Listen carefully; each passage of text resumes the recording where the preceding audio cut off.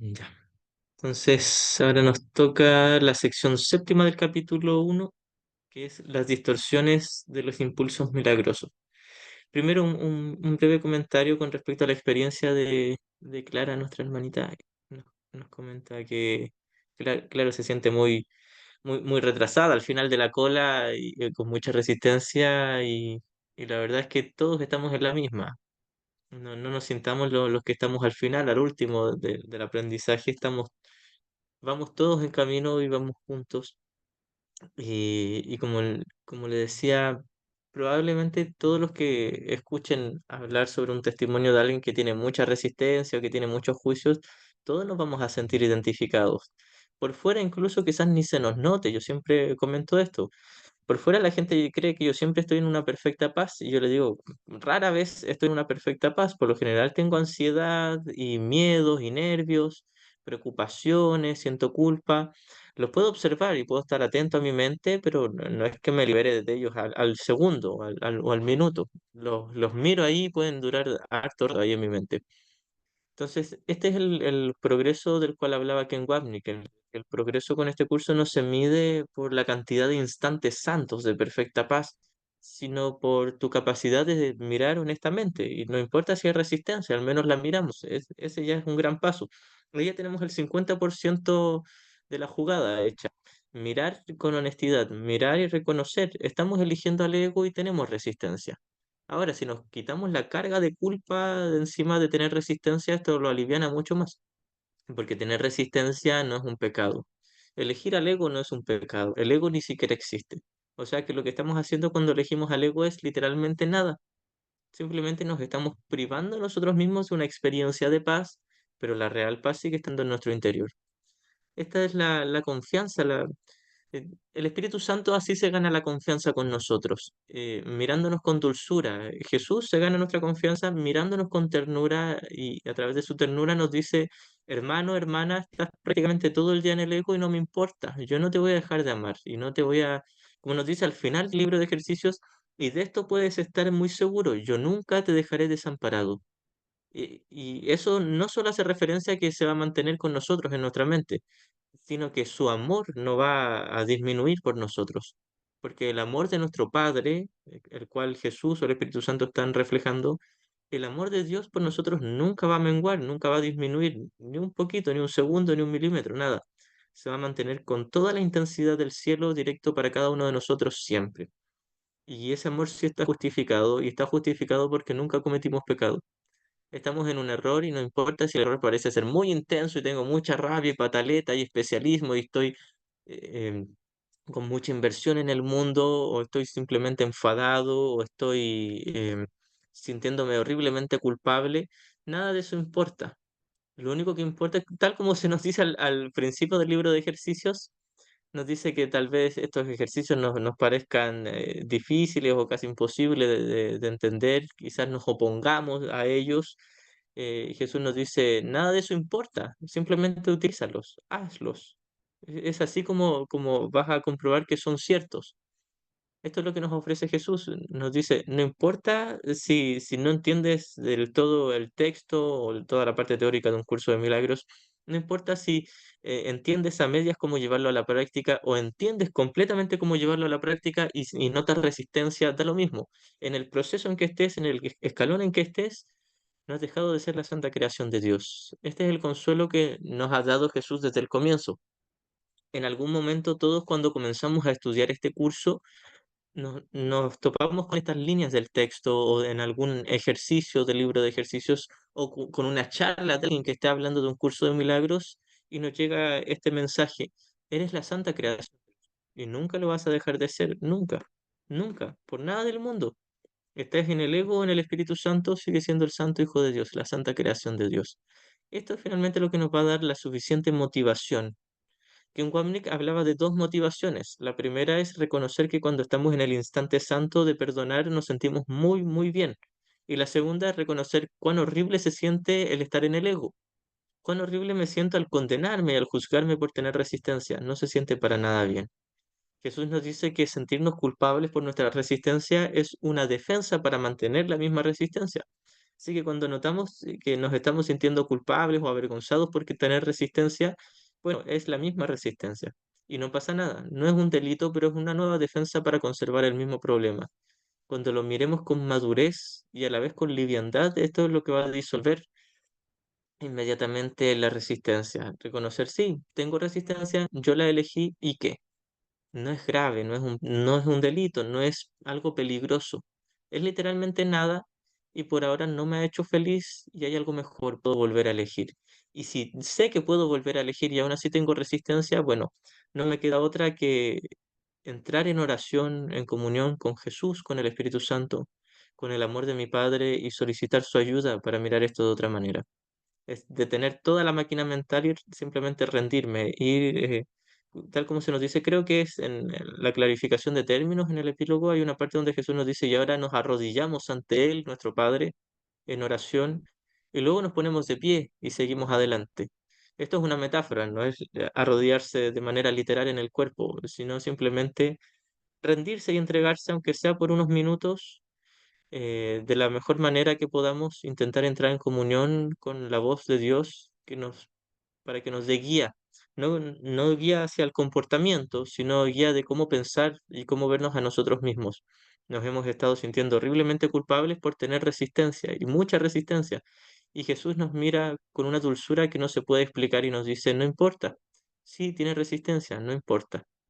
Solo continúa simplemente, nada más importa. Ya, vamos a dar comienzo a la lectura. Esta es la sección séptima del capítulo primero. Las distorsiones de los impulsos milagrosos. En esta sección hay harto que explicar, probablemente nos tome harto tiempo. Tus percepciones distorsionadas producen una densa envoltura alrededor de los impulsos milagrosos, dificultándoles el que lleguen a tu conciencia. Los impulsos milagrosos son en realidad el milagro mismo, la corrección, es la voz del Espíritu Santo corrigiendo nuestra mente. Pero nosotros tenemos una gran envoltura de defensas. Es como si, vamos a hacer una metáfora. Aquí estoy yo con mi tomador de decisiones, acá está el Espíritu Santo. Es una metáfora, no es que esté a una distancia, simplemente es que yo lo percibo como si estuviera a distancia y entre medio, en este espacio que queda, he puesto como una barrera, un domo, un búnker, algo casi impenetrable para que no entre una dulce y sencilla respuesta. Ahora, luego de poner toda esta defensa que se divide en varias capas y las vamos a explicar, lo que hacemos es negar que tenemos esa capa y decimos, ¿cómo yo voy a estar evitando la respuesta? ¿Cómo yo, que soy estudiante de un curso de milagros o que soy estudiante de espiritualidad, no voy a querer la paz de Dios? Yo sí la quiero. Y todos conocemos muy bien la lección 185 que dice, deseo la paz de Dios y comienza diciendo, decir estas palabras no es nada, pero decirlas de todo corazón lo es todo. Decir estas palabras no es nada, quiere decir que si yo me mantengo en la postura de que yo quería paz y no me resulta o el Espíritu Santo no me está oyendo, en realidad es porque no quiero esa paz.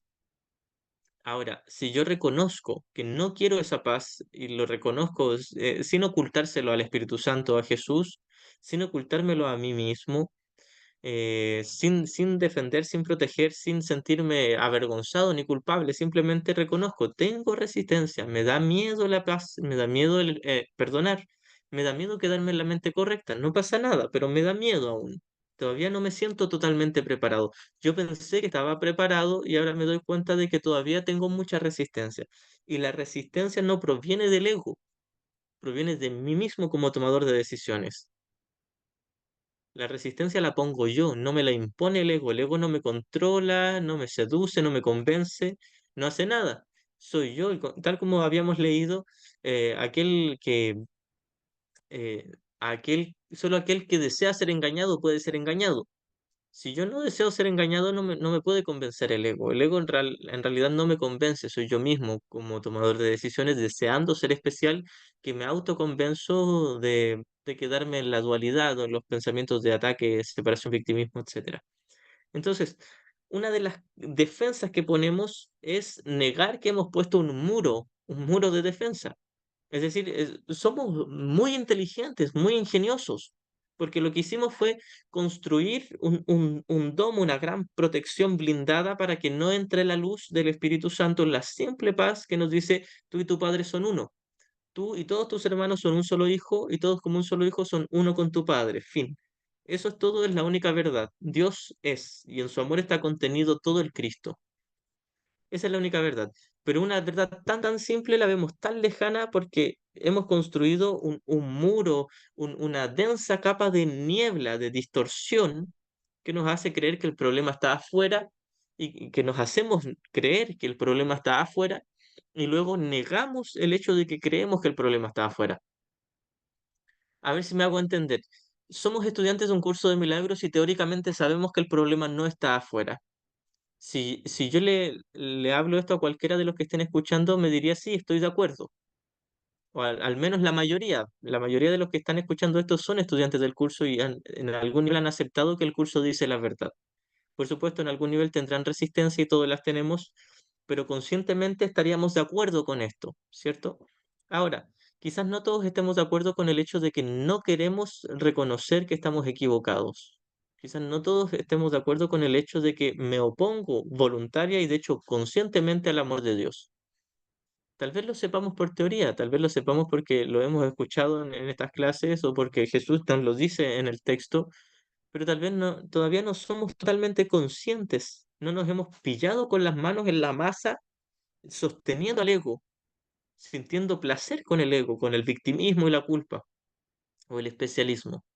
A ratos sí, y cuando logramos tomar contacto con esto, rápidamente nos disociamos hasta el tal punto de... Hay una parte donde Jesús dice que el ego, la estrategia del ego es, como no tiene una respuesta a la pregunta, su estrategia es borrar la pregunta. Cuando uno se pregunta, ¿por qué todavía me gusta elegir al ego? El ego no tiene una respuesta y lo que hace es borrar la pregunta. Y me quedo así como, en realidad no sé, simplemente quizás estoy en el ego, porque el ego me elige a mí, o porque el mundo me influye, etcétera, pero ¿cómo voy a ser yo el que quiera elegir al ego? Sí, tal vez lo sé por teoría, pero no logro ser consciente. Y las pocas veces que lo hacemos consciente, rápidamente nos disociamos. Vamos a distraernos con algo, buscando placer o buscando dolor, victimizarnos, proyectando culpa, etcétera. Tenemos muchas estrategias. Entonces, parte de toda esta capa, este domo blindado de defensas para no dejar entrar la simple respuesta es que nos hemos autoconvencidos de que no tenemos resistencia o de que no somos nosotros los que estamos eligiendo la resistencia. Porque varios de nosotros sabemos que tenemos resistencia, pero no somos totalmente conscientes de que estamos eligiendo esa resistencia, porque tenemos mucho miedo a la simple verdad. Es ahí donde uno tiene que comenzar a cuestionarse. Jesús nos lleva a cuestionarnos a nosotros mismos, a dudar de nosotros, a desconfiar de nosotros. Jesús nos dice claramente, no confíes en tu fortaleza. Aquí cualquier estudiante de la nueva era pondría pausa a este video y se para y se va.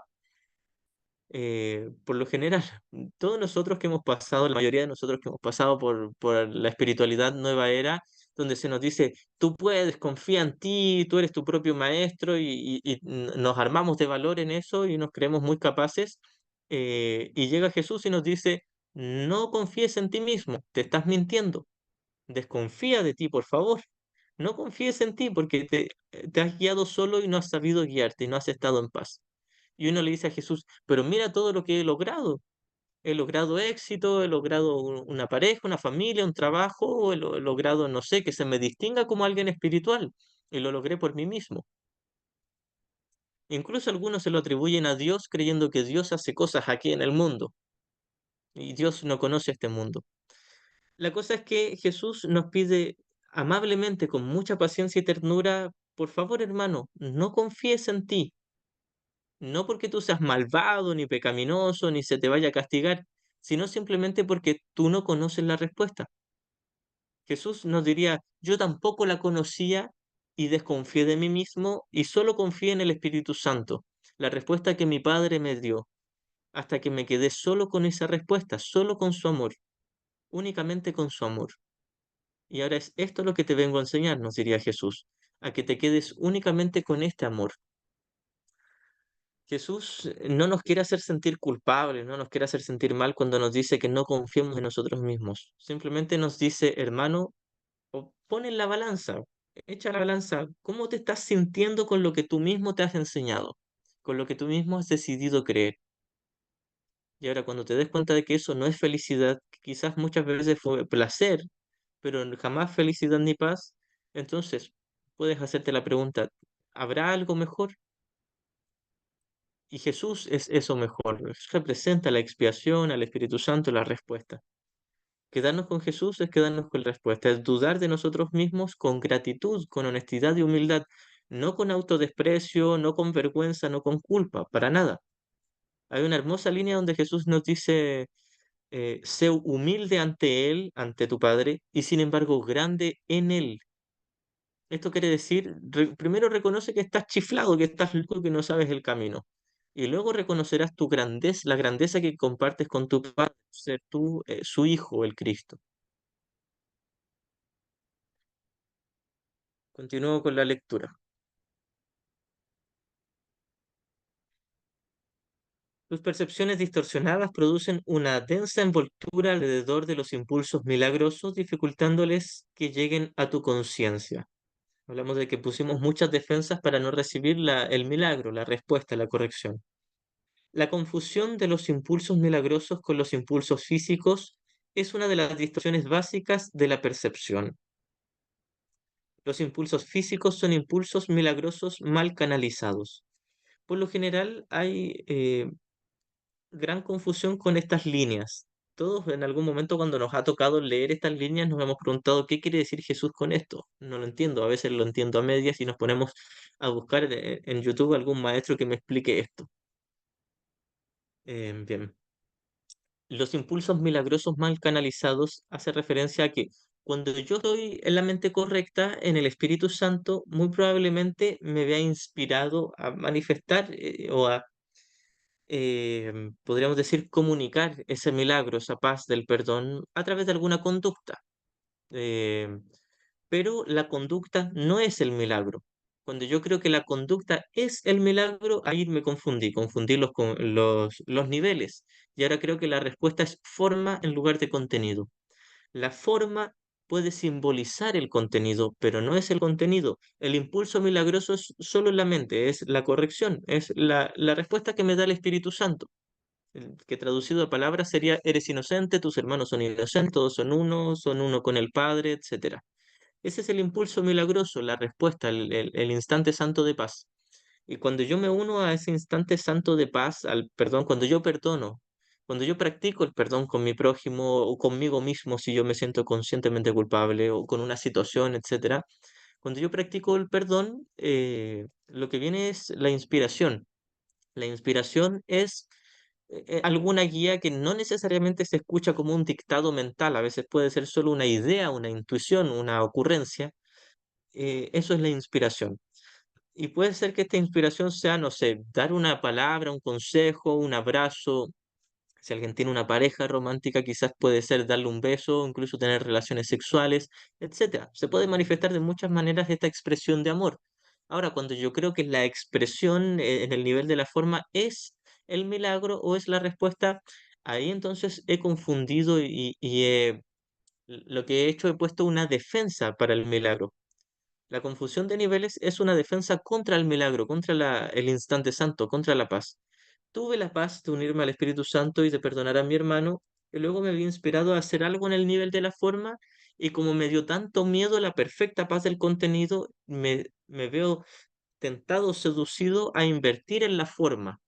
Quizás la forma la juzgo como algo bonito, agradable, amable, etcétera. Si en la forma me veo inspirado no sé, donar dinero a un pobre en la calle o dar un abrazo a alguien que está triste, etcétera. Cuando mi atención pasa del contenido a la forma, es decir, mi inversión pasa del contenido a la forma y creo que ahora la forma es importante, he distorsionado los impulsos milagrosos.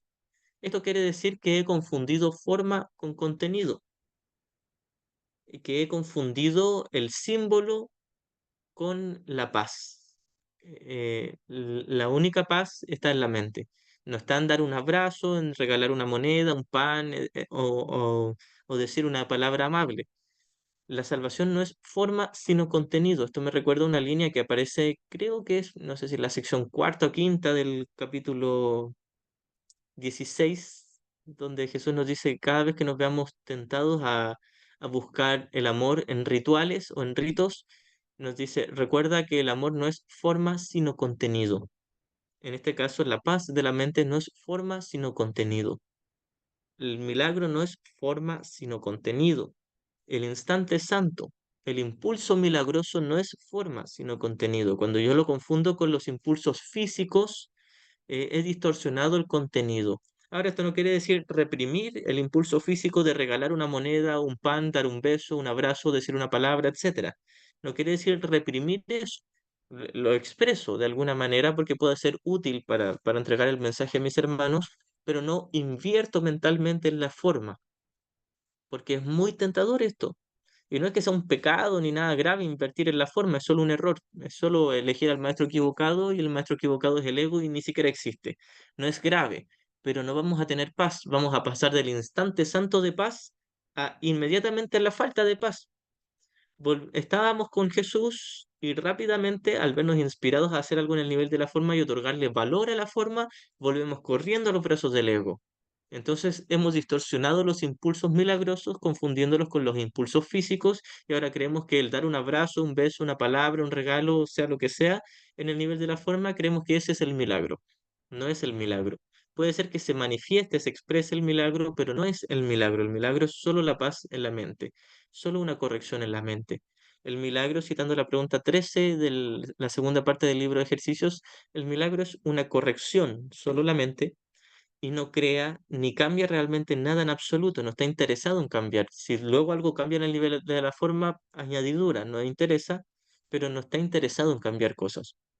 Luego nos dice que el milagro es simplemente contemplar el mundo, contemplar la devastación del mundo, contemplar este mundo de separación y recordarle a la mente que lo que ve es falso. Y luego nos dice que el milagro no excede la función del perdón.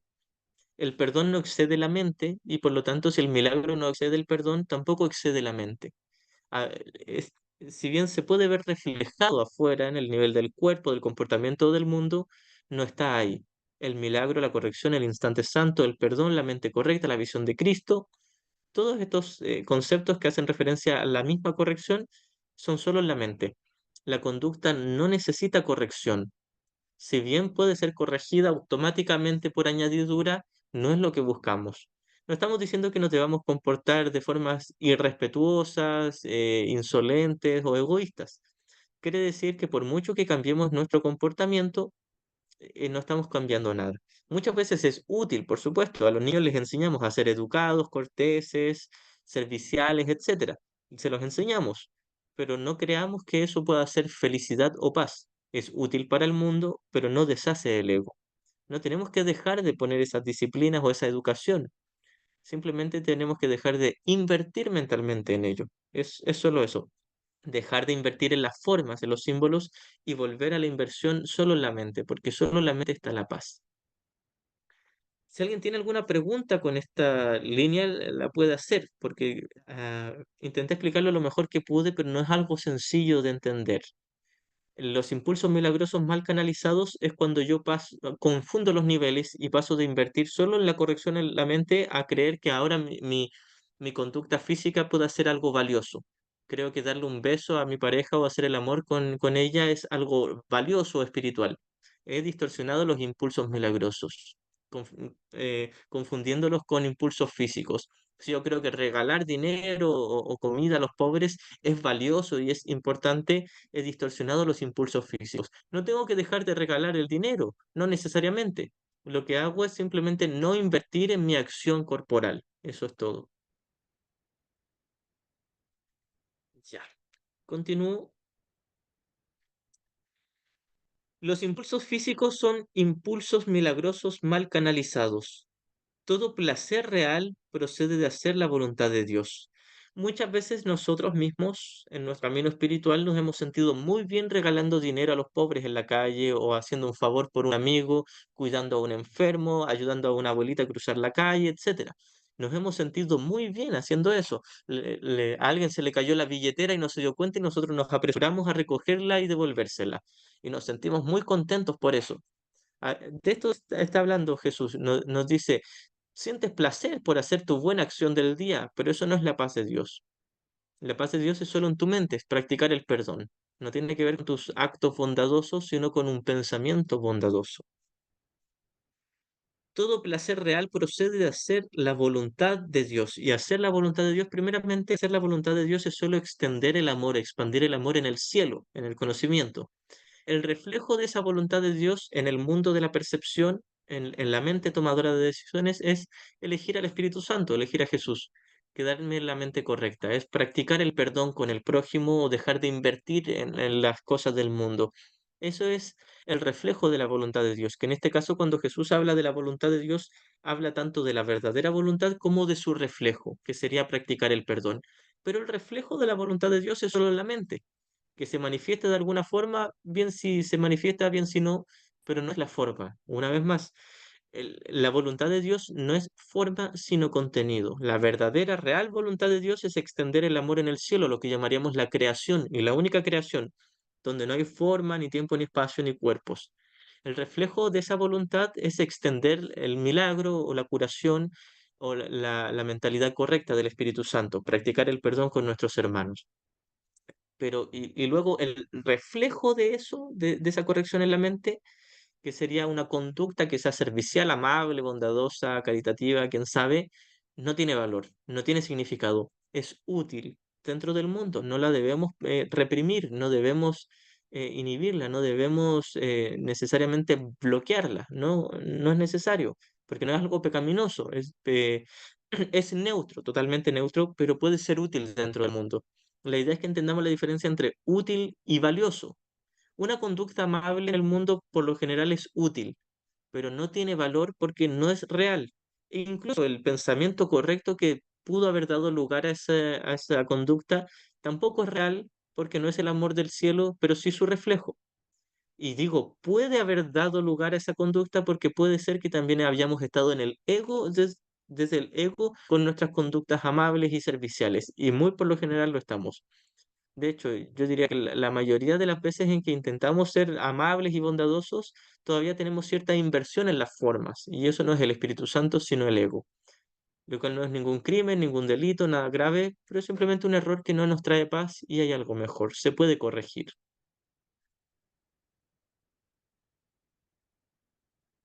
Todo placer real procede de hacer la voluntad de Dios. Y aquí cuando habla de placer real, está hablando no del placer del ego, por supuesto, sino de la paz de Dios. Toda paz verdadera procede de perdonar, que es el reflejo de la voluntad de Dios. Esto es así porque no hacer su voluntad, estar en el ego y no perdonar, esto es así porque no hacer su voluntad es una negación del ser. Quedarme en el ego y reprimir el milagro o el instante santo es una negación del ser y escribe ser con mayúscula haciendo referencia al Cristo en mí. Cuando no perdono a mi hermano, estoy negando que Él es el Cristo y por lo tanto negando que yo también lo sea y negando mi unidad con mi Padre. Elegir al ego, y esto lo vamos a recalcar mucho, un curso de milagros le da especial énfasis a que elegir al ego no es grave, no es un delito, no es peligroso, no es nada, una simple tonterita, un error chiquitito, pequeñito, una diminuta loca de idea. No es algo tremendo. Se experimenta de una forma amarga y a veces con mucho pánico, odio y deseo de autodestrucción incluso, pero no ha sido grave. En realidad nunca ocurrió. Es solo una ilusión. El ego es una ilusión. Entonces debemos entender que cuando hablamos de que la corrección es dejar de elegir al ego, no estamos diciendo que debamos sentirnos culpables por haber elegido al ego. Todo lo contrario, sentirnos culpables por elegir al ego sigue siendo el mismo error y la misma defensa para proteger el mismo error. Aclaro esto porque muchas veces alguien que, no sé, de pronto escuche la parte de esta charla si fuera de contexto quizás se sienta atacado, se sienta vulnerado, se sienta no entendido, no escuchado, no validado. Porque dice, ¿qué pasa cuando muere un familiar y yo siento tristeza o con las noticias de lo que está pasando en Israel, etcétera, que no puedo sentir miedo, tristeza por ellos? Y Jesús nos diría, por supuesto que yo no te he prohibido sentir eso, pero te ofrezco algo mejor. Y no eres malo por elegir la tristeza, pero yo te ofrezco algo mejor para cuando tú lo quieras. Y si no lo quieres, va a seguir estando todo bien. Así que la idea es que no nos sintamos atacados cuando Jesús nos dice que el ego nunca está justificado, porque es cierto, no está justificado. Si el ego estuviese justificado, tendría que estar mi sensación de culpa y pecaminosidad justificada, y no lo está porque sigo siendo el santo hijo de Dios.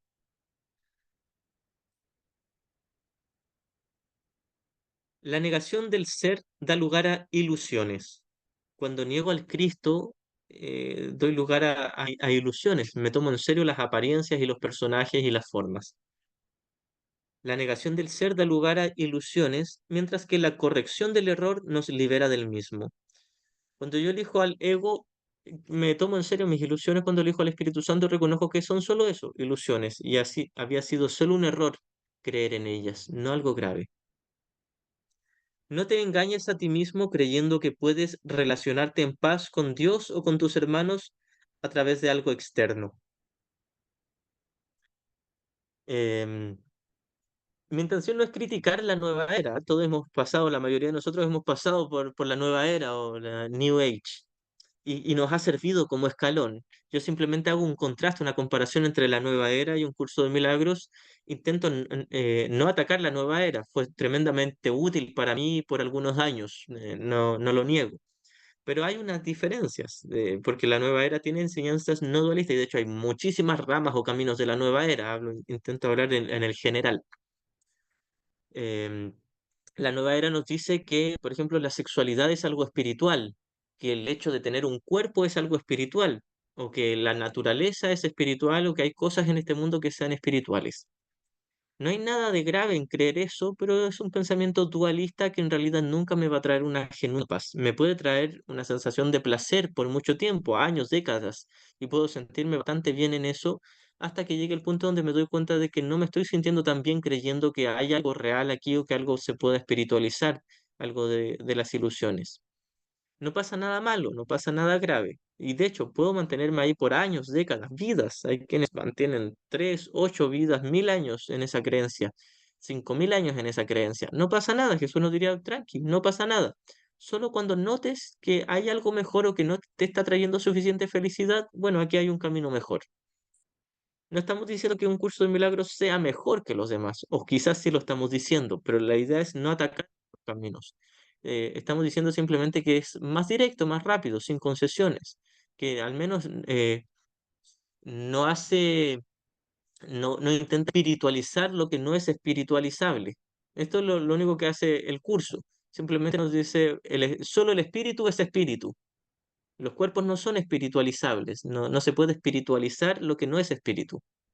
Solo el contenido es contenido, la forma no es contenido. Esta es una forma más fácil de decirlo.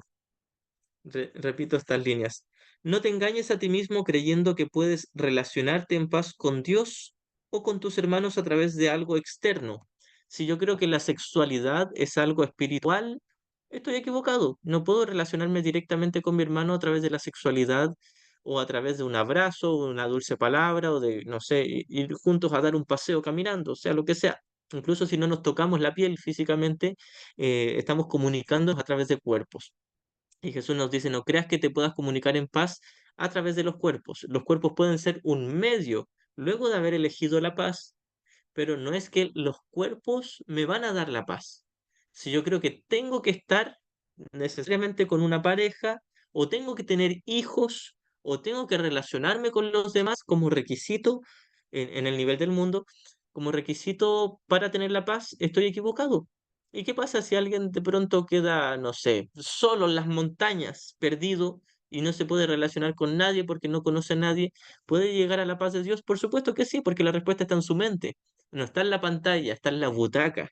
No está en el mundo de las formas, sino en la mente. Ahora, de que podemos ocupar todas nuestras relaciones para practicar el perdón, por supuesto, y es un medio tremendamente útil. Es el salón de clases, que es muy útil para la práctica del perdón, pero la práctica del perdón se puede llevar a cabo cuando sea, donde sea.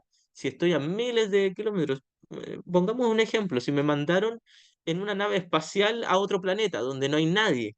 Y yo quedé solo ahí, me dejaron con el suficiente sustento de oxígeno, alimento y agua para quedarme ahí no sé, 50 años más que me queden de vida.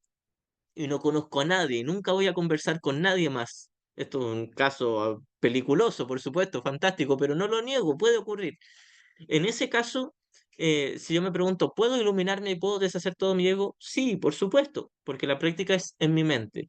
Así que no se nos pide como requisito tener una pareja, tener hijos, tener relaciones sexuales, dar un beso, dar un abrazo, tener conversaciones, etcétera. Todo eso lo podemos ocupar para llevar a la práctica el perdón, pero no es un requisito tener cierta forma específica. ¿Se entiende? A lo que yo voy es, no es que no podamos tener una pareja, no podamos tener hijos, o no podamos tener una familia, un trabajo, etcétera. Por supuesto, lo hacemos como cualquier persona normal en el mundo lo hace. El asunto es que podemos practicar el perdón tanto si lo tenemos como si no lo tenemos.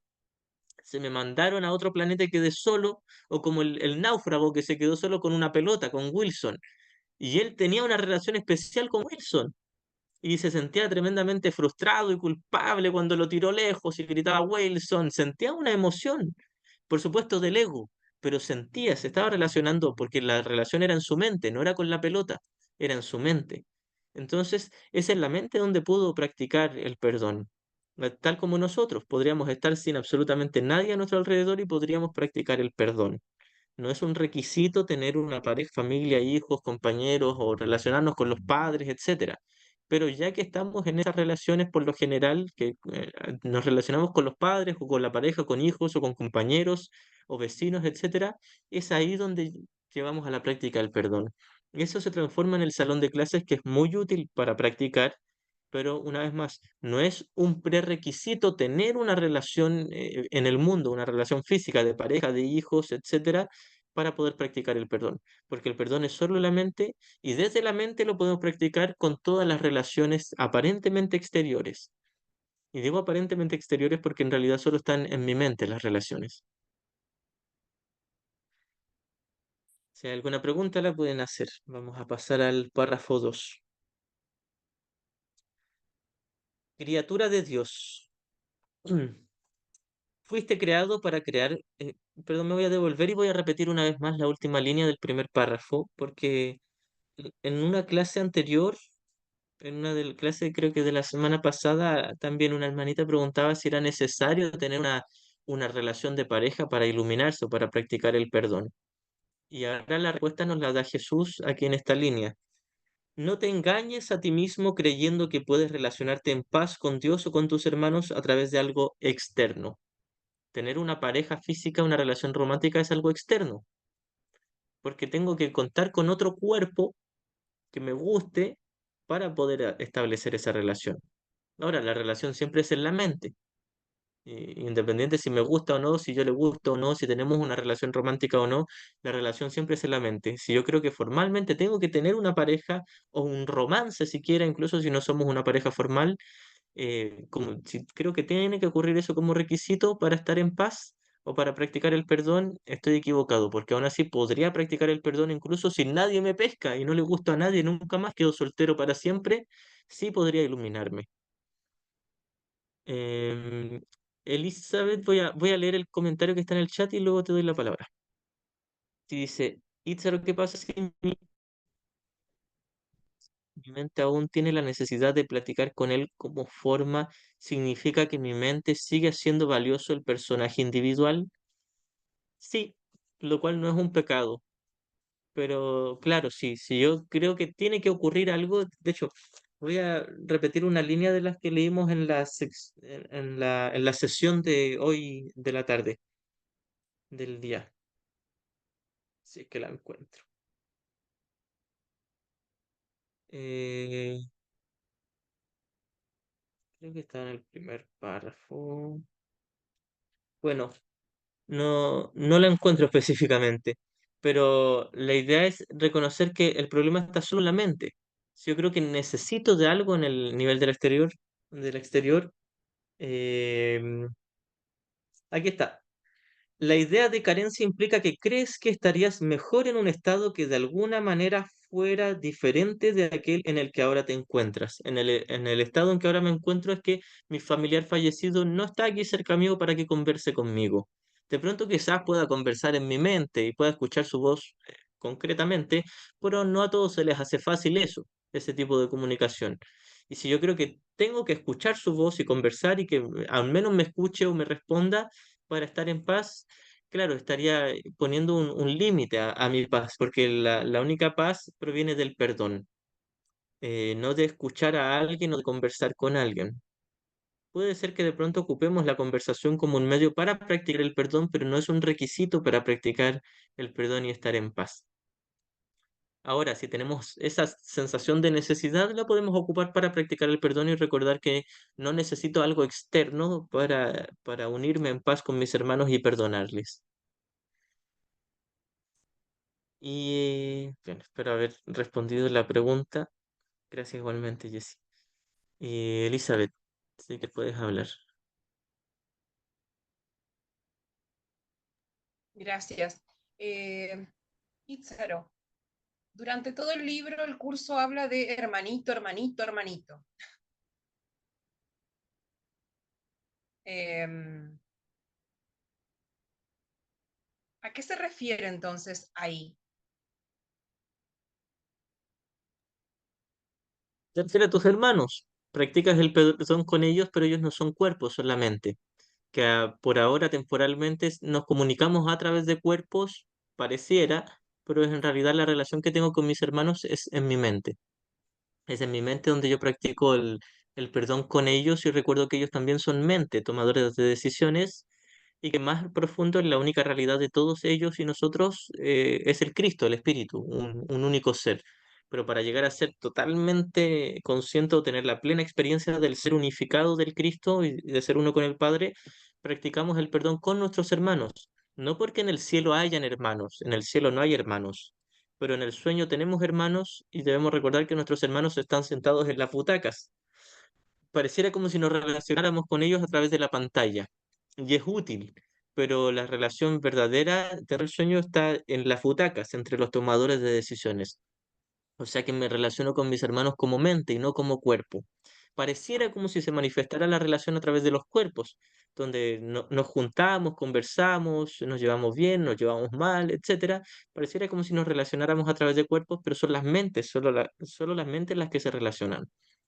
Así que en el mundo tenemos hermanos, no son cuerpos, son mentes.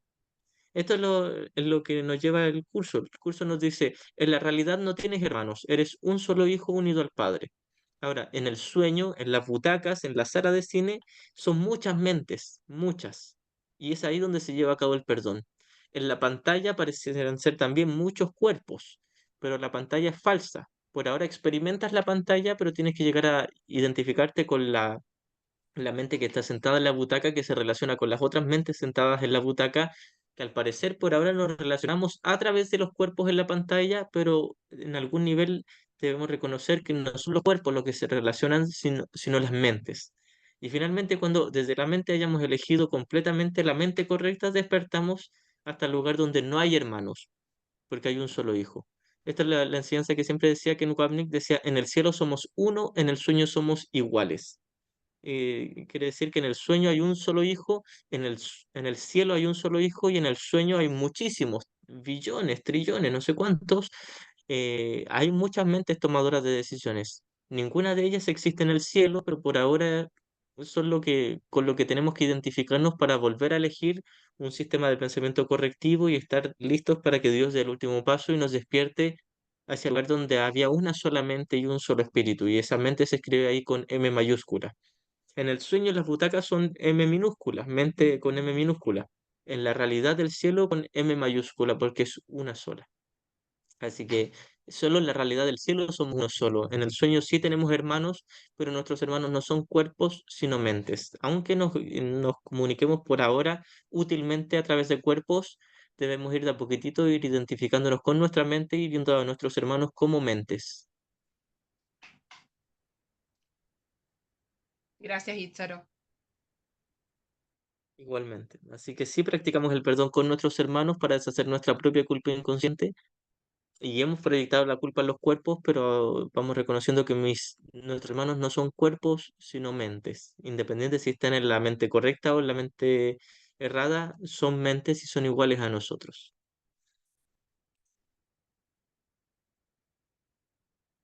Y ahora sí avanzo con el párrafo 2. Criatura de Dios, fuiste creado para crear lo bueno, lo hermoso y lo santo. Y aquí está hablando solo del nivel del cielo, la realidad en el conocimiento, en la eternidad, en lo único real, donde hay un solo amor que se extiende eternamente. Y extender este amor no es algo fácil de explicar, porque no es en distancia ni en cantidad, sino solo en gozo, en paz.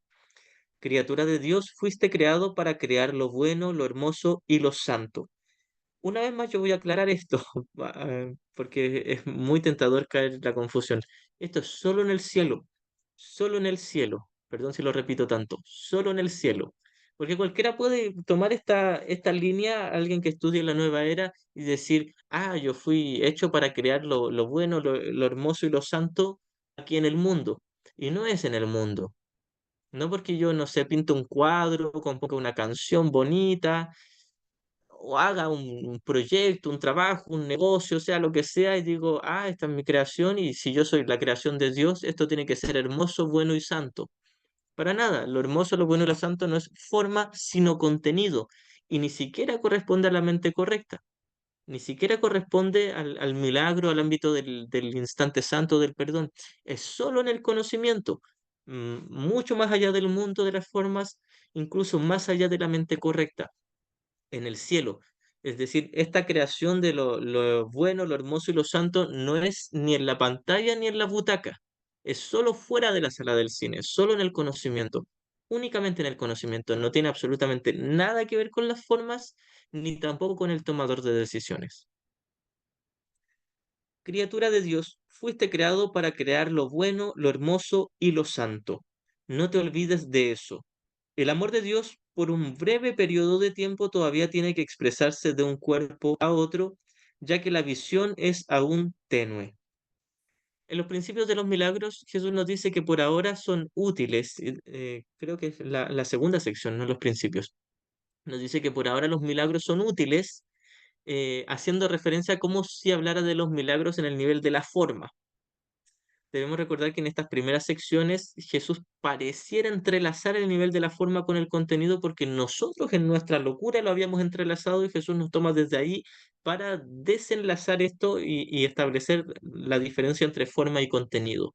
Entonces lo que Jesús es nos habla en algunas ocasiones de la forma, pero jamás dice que sea importante ni valioso, pero nos dice, por ahora es útil la expresión de amor en el nivel de la forma, no porque sea valiosa ni real, sino porque es la manera en que entienden nuestros hermanos. La manera en que podemos extender el milagro por ahora es a través de los cuerpos. No porque los cuerpos sean valiosos, no porque nuestras palabras sean valiosas, no porque nuestra conducta, nuestro comportamiento, nuestros actos sean valiosos, no lo son. Por ahora pueden ser útiles como un medio para el milagro, pero son solo un medio, no son el milagro en sí. Y de hecho, Jesús nos dice en los principios del milagro, creo que en el segundo por ahí, nos dice el milagro en sí no es valioso, no importa. Lo que importa es su fuente, que es el amor del cielo. El cielo, la realidad, es la fuente de la corrección en nuestra mente y la expresión de esa corrección puede ser útil para comunicar el mensaje, pero no es valioso. Voy a repetir nuevamente la diferencia entre útil y valioso. Útil es que puede servir de pronto porque puede ser un símbolo útil, valga la redundancia, para nuestros hermanos. Puede servir como un símbolo temporal, pero no es valioso porque no es eterno, ni es real. El milagro en sí es temporalmente valioso. Es valioso para nosotros, por supuesto, porque necesitamos una corrección, pero aún así no es valioso tal como el amor del cielo. Entonces, las formas de pronto pueden ser útiles, pero no son valiosas. El milagro, el instante santo y el perdón son valiosos, pero temporalmente, y solo el amor con la mayúscula del cielo es realmente valioso en la eternidad. El amor de Dios por un breve periodo de tiempo, y este breve periodo de tiempo pueden ser miles de millones de años. Por un breve periodo de tiempo todavía tiene que expresarse de un cuerpo a otro, ya que la visión es aún muy tenue. Es decir, se refiere a que nosotros mismos y nuestros hermanos, nuestra visión, y cuando habla de la visión, habla de la visión de Cristo, de la mente correcta. La visión de Cristo por ahora es muy tenue para nosotros. Escasamente estamos en un instante santo de la mente correcta, y como estamos tan aturdidos por el sistema de pensamiento del ego, necesitamos símbolos que nos ayuden a recordar lo que está más allá de todo símbolo. Y los símbolos pueden ser una conducta amable, servicial, bondadosa, pero son solo símbolos temporales, que por ahora son útiles para llevarnos hacia algo interior, más central, algo en el contenido de la mente.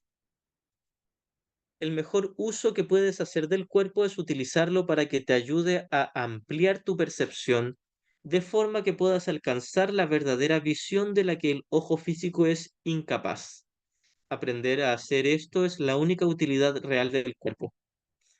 Entonces, por ahora ocupamos el cuerpo, su conducta y la relación entre cuerpos aparentemente como un medio de comunicación, como un recurso de aprendizaje y como el salón de clases donde estamos aprendiendo a perdonar. Lo culpamos por ahora como el salón de clases porque es útil. Esto quiere decir que no rechazamos el cuerpo, no le otorgamos ni realidad ni valor, pero no lo rechazamos, no lo atacamos, no lo destruimos, no necesariamente. Lo que hacemos es ocuparlo como un medio para practicar el perdón y para expresar ese perdón o ese milagro, pero el cuerpo en sí, los movimientos y sonidos que haga el cuerpo no son valiosos.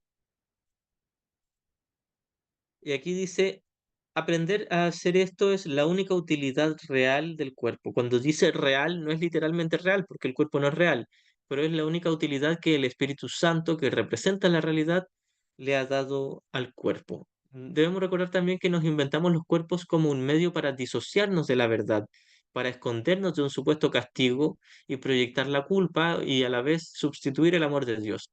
Era un propósito siniestro, muy maquiavélico, ingenioso y estratégicamente inteligente contra el amor de Dios, pero que nunca surgió frutos, es decir, nunca tuvo efectos reales. No logró separarnos de Dios, nuestro plan siniestro, porque seguimos siendo uno con Dios. Así que ese fue el propósito original, inicial del cuerpo, y luego el Espíritu Santo lo ocupa como un medio de comunicación, como un recurso de aprendizaje, como un salón de clases, donde estamos practicando la corrección. Pero la corrección siempre es desde la mente. Practicamos con los cuerpos porque hemos proyectado culpa en los cuerpos, pero practicamos desde la mente, no el cuerpo.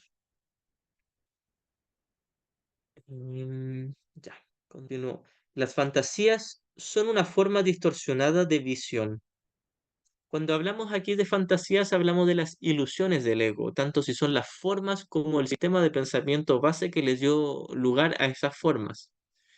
No hablamos de fantasía como se hablan en otros caminos espirituales. Hay otros caminos donde hablan de la magia, la ilusión y la fantasía como cosas beneficiosas o positivas. En el curso para nada. Hablamos de fantasías como un obstáculo a la verdadera paz, lo cual no es pecaminoso ni es grave, es simplemente un error. Las fantasías son una forma distorsionada de visión. Y cuando hablamos de la visión, hablamos de la visión de Cristo, la visión correcta. Todas ellas, no importa de qué clase sean, son distorsiones, ya que siempre tergiversan la percepción hasta convertirla en algo irreal. O sea que en este caso, cuando habla de fantasía, se está hablando de un sistema de pensamiento fantasioso, que es el ego, un sistema de pensamiento ilusorio porque la separación es una ilusión. La idea de pecado, culpa y miedo, que es la base de la Trinidad impía, base del sistema de pensamiento del ego, esas son las fantasías, son ilusiones. Esos pensamientos de separación, ya sea que creo que algo aquí me va a beneficiar o me va a perjudicar, esas creencias en el contenido de mi mente son estas fantasías. Ahora, voy a repasar un poquitito esto que acabo de decir y vamos a repasar estas líneas, las primeras líneas del párrafo 3 para intentar reforzar esta idea. Las fantasías de las que habla aquí son mis pensamientos del ego, mi inversión, ya sea porque creo que algo aquí me va a llenar un vacío y voy a sustituir el amor de Dios con ello, incluso si no soy consciente de que deseo sustituir el amor de Dios con ello, porque cualquiera diría, no, sí, yo siento placer, pero no es que yo quiera sustituir el amor de mi padre. Bueno, quizás más inconsciente, sí, quiero sustituir el amor de Dios porque quiero intentar llenar un vacío que creo que el amor de Dios no lo va a llenar porque creo que pequé contra él y no me lo va a dar. Entonces, ya sea si quiero sustituir el amor de Dios con algo aquí, a lo cual llamamos placer o ídolos de amor especial, o ya sea porque quiero proyectar la culpa inconsciente en el mundo, en mis hermanos, en situaciones, etcétera, y hago un ídolo de odio especial o de dolor. Ambas relaciones especiales, amor especial y, dolor, y odio especial, son lo mismo, la misma estrategia del ego. Cada vez que estoy en esos pensamientos de inversión, en esas creencias de que algo me puede afectar positiva o negativamente, de que algo me puede beneficiar o perjudicar, de que alguien allá afuera, una figura es mi salvador o es mi villano, cada vez que tengo esa creencia, entonces me dice que estoy creyendo en mis fantasías, porque he estado proyectando culpa o intentando sustituir el amor de Dios con ídolos aquí en el mundo. Esas fantasías de pensamientos distorsionados en mi mente, los pensamientos del ego en mi mente, son las fantasías a las cuales se refiere aquí. Ahora voy a retomar estas líneas. Las fantasías son una forma distorsionada de visión.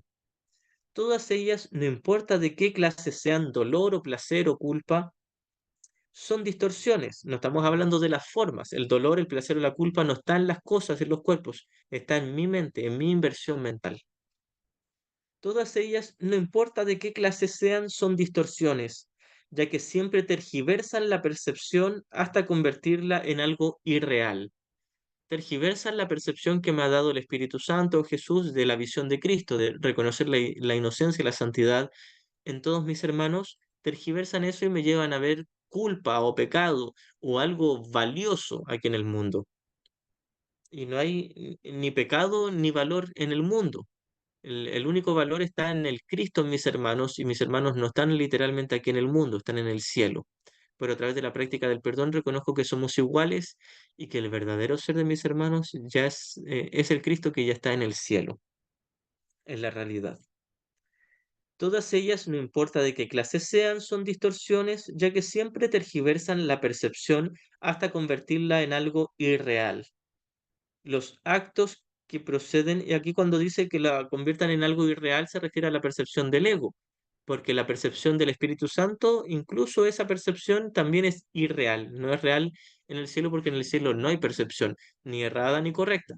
Por aquí cuando habla de una percepción irreal se refiere a la del ego, en contraste a la del Espíritu Santo, que también es una ilusión, pero es el reflejo de la realidad.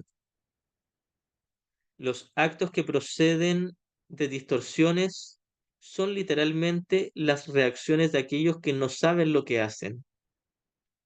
Aquí todos podríamos recordar la famosa frase de Jesús en la crucifixión: Padre, perdónalos porque no saben lo que hacen. Jesús nos dijo eso con una arrogancia o lástima por ellos. Él sabía que todos estaban a salvo.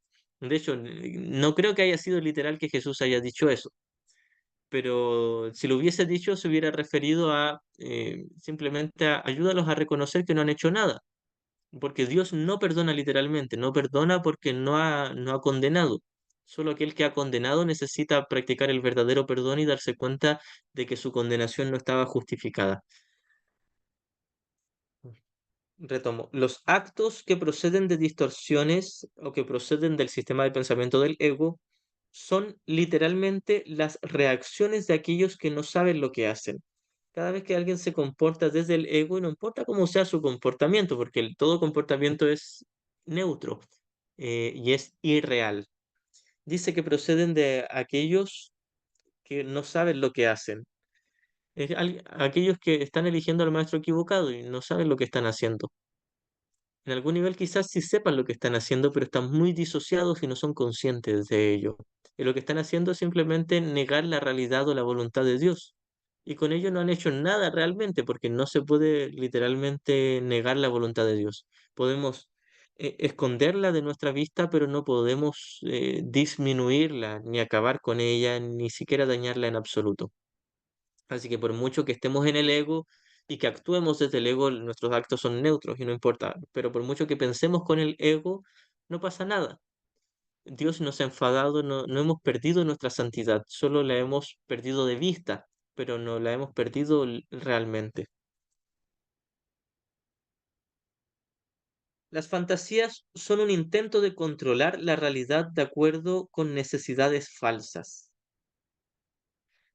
En la primera pregunta de la segunda parte del libro de ejercicios, donde dice qué es el perdón, hay un párrafo, no recuerdo si el cuarto, por ahí, que dice que el perdón es tranquilo y sosegado y no hace nada y no intenta distorsionar o controlar la realidad. No intenta tergiversar la realidad, es decir, no intenta otorgarle pecaminosidad a los santos hijos de Dios. Aquí está hablando de lo mismo. Dice, las fantasías son intentos de controlar la realidad de acuerdo con necesidades falsas. Necesidad falsa es de que tengo que condenar a los demás para yo salvarme en mi demencia. Y es un intento de distorsionar la santidad de mis hermanos, viendo ahora culpa o pecaminosidad en ellos, para yo intentar resolver mi necesidad, porque creo que mi necesidad es huir de un supuesto castigo. Si deformas la realidad de cualquier forma que sea, estás percibiendo destructivamente. La realidad no puede ser literalmente deformada, pero yo la puedo percibir de manera deforme o distorsionada. A esto se refiere, con que la deformo en mi percepción, en mi mente. Si deformas la realidad de cualquier forma que sea, estarás percibiendo destructivamente. Es decir, cada vez que creo en la separación o que creo que la perfecta unicidad de la filiación no es real, que están separados mis hermanos y separados de mi padre, lo que estoy haciendo es teniendo un pensamiento destructivo. Yo no puedo creer en la dualidad y la separación y estar en paz, tal como no puedo creer en la realidad y la separación y sentir amor o bondad o perdonar. Si yo creo que estoy separado de mis hermanos, por muy bien que me lleve con ellos, si creo que son seres separados o diferentes de mí realmente, por supuesto, todos somos diferentes en personalidad y en físico, pero si yo creo que esas diferencias son la realidad, lo que estoy haciendo es atacar. Cada vez que yo tengo un pensamiento de separación, es un pensamiento de ataque. Inevitablemente, porque lo que estoy haciendo es reforzar mi propiedad de que me separé de Dios, que conlleva una gran culpa inconsciente, la cual no es verdad, pero yo decidí que fuese real y me la tomé en serio y creo que es real. Y cada vez que me veo separado de mis hermanos, estoy reforzando esa idea de separación en mi mente y reforzando la culpa. Y si refuerzo la culpa, lo que sigue son las defensas de negación y proyección, es decir, ataque. Cada vez que me veo separado, estoy atacando. Continúo. Las fantasías son un medio para hacer asociaciones falsas y tratar de derivar placer de ellas. Mis fantasías, que son mis pensamientos de ídolos, de amor especial o de odio especial, son el intento de tratar de derivar, hacer falsas asociaciones. Creo que algo aquí me va a dar paz e intento derivar placer de ello. Cuando llegue una pareja, un nuevo trabajo, algo que al parecer me falta, hago un ídolo de amor especial e intento sacar placer de ello. Incluso si hago un ídolo de odio especial, también intento sacar placer de ello, primeramente porque se siente placentero en nuestra demencia y distorsión, se siente placentero que condenen a alguien más, porque así pienso que yo me estoy salvando. Todos nosotros en nuestra locura nos sentimos, si bien nos sentimos según nosotros indignados cuando vemos un asesino, un violador en las noticias, una parte de nosotros siente placer. Ah, qué bueno que lo pillaron a él y no a mí. Qué bueno que pillaron a ese asesino y no al asesino que está aquí dentro. Nuestra locura, por supuesto, no somos realmente asesinos, pero como creemos serlo, negamos y proyectamos, y si bien por fuera nos mostramos molestos o indignados, por dentro secretamente sentimos placer. Ah, qué bien que lo castigaron a él, así me da más tiempo a mí para huir de un supuesto castigo. Un pensamiento horrible, pero ese es nuestro sistema de pensamiento. No es real, por supuesto, es solo un error. Las fantasías son un medio para hacer asociaciones falsas y tratar de derivar placer de ellas. Mas si bien puedes percibir asociaciones falsas, nunca podrás hacerlas reales excepto para ti. Por mucho que yo perciba de una manera horriblemente distorsionada, esto no ha afectado la realidad. No se perdió ni una sola nota del himno celestial, pero va a parecer real para mí porque yo he decidido que es real para mí. Crees en lo que inventas. De igual modo, si ofreces milagros, creerás en ellos con igual intensidad. Cuando proyecto culpa o sustituyo el amor de Dios, creo que mis creencias son verdad. Para el creyente, todas sus creencias son verdad. Voy a estar convencido de que mis hermanos son mis victimarios, o de que un cuerpo aquí es mi salvación.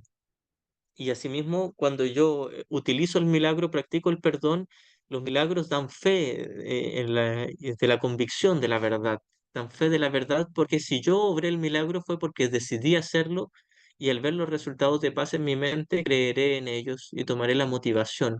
Reconoceré que sí son verdad, no son la realidad última del cielo, pero sí su perfecto reflejo. La fuerza de tu convicción sostendrá entonces la creencia del que reciba el milagro. Los principios de los milagros nos dicen que los milagros inspiran convicción, es decir, cuando yo estoy genuinamente en paz en el Espíritu Santo, esta paz le llega a mi hermano, incluso si él tiene resistencia y no la quiere aceptar, en algún nivel de su mente sabrá, conocerá el camino, quizás no sea tan consciente de ello, pero una parte de su mente reconocerá el camino hacia la paz, incluso si decide rechazarlo. Las fantasías se vuelven totalmente innecesarias cuando la naturaleza completamente satisfactoria de la realidad se vuelve evidente tanto para el dador como para el receptor. En el milagro, en el instante santo donde yo me uno en paz con mi hermano y él se ve inspirado por esa paz y comparte ese instante santo, que no estamos diciendo que siempre ocurra, pero ocurre, aquí nos dice las fantasías se vuelven totalmente innecesarias cuando la naturaleza completamente satisfactoria de la realidad se vuelve evidente tanto para el dador como para el receptor.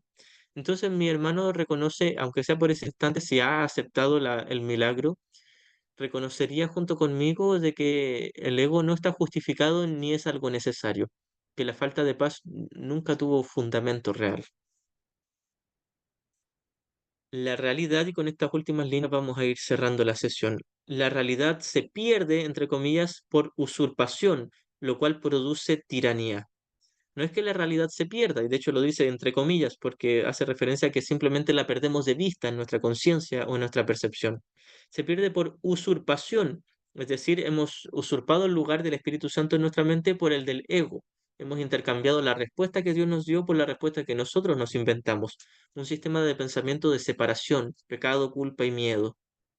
La realidad se pierde, entre comillas, por usurpación, lo cual produce tiranía. Jesús nos dijo anteriormente que el sistema de pensamiento del ego es un sistema de pensamiento tiránico. Pareciera como si el ego ejerciera influencia o ejerciera dominio y control sobre nosotros, pero somos nosotros mismos los que, deseando ser especiales, somos tiránicos con nosotros mismos. Mientras quede un solo esclavo, entre comillas, caminando sobre la faz de la tierra, tu liberación no será total. Esta línea no se debe tomar literal. Se refiere a que todos somos uno, que la afiliación es una sola y que mientras yo siga condenando a uno de mis hermanos y lo mantenga esclavo de mis pensamientos, no es que él, incluso él puede estar iluminado en perfecta paz, pero yo lo hago esclavo de mis pensamientos al condenarlo y proyectar mi culpa en él. Una culpa que no es real, pero yo creí que era real y ahora decido verla en él. Jesús nos dice, mientras quede un solo esclavo, entre comillas, caminando sobre la faz de la tierra, tu liberación no será total. Mientras yo no perdone a toda la afiliación, no podré experimentar yo la liberación. Entonces esto se podría ver en dos contextos. El primero es que mientras quede un solo hermano por iluminarse, la afiliación no estará completa, la expiación no estará completa, la total corrección no estará completa. Esto no quiere decir que los que ya se iluminaron no puedan gozar de paz hasta que los demás se iluminen. Si alguien ya se iluminó y despertó en el cielo, está en el conocimiento, en la realidad. No tiene que esperar a que los demás despierten, porque sabrá que ya todos están ahí más allá de la ilusión del tiempo. Y el segundo contexto es que yo tengo que perdonar a todos mis hermanos. Por eso es que Jesús nos dice que la única función del obrador de milagros es aceptar la expiación para sí mismo, practicar él mismo el perdón con todos sus hermanos. La única meta del que se ha decidido por el camino de los milagros es restaurar completamente la filiación. Y la manera de restaurar completamente la filiación es practicando perdón. Si yo practico el perdón con todos mis hermanos, restauro yo la afiliación en mi mente. Incluso si los demás, mis hermanos, se pueden tardar miles o millones de años en despertar, seré yo quien sea totalmente consciente de que ya todos están a salvo en la realidad. Vamos a dejar hasta este párrafo. Terminamos el párrafo 3 y la siguiente clase de mañana seguimos con el párrafo 4. Así que eso, si alguien tiene alguna otra pregunta, a ver, aquí había hablado Mayra dice, claro, que hasta aquí es porque estás lista. Y gracias, Mayra. Bien, si nadie tiene preguntas, vamos a ir ya finalizando. Así que muchas gracias y nos vamos encontrando mañana. Mañana ya para seguir con la lectura.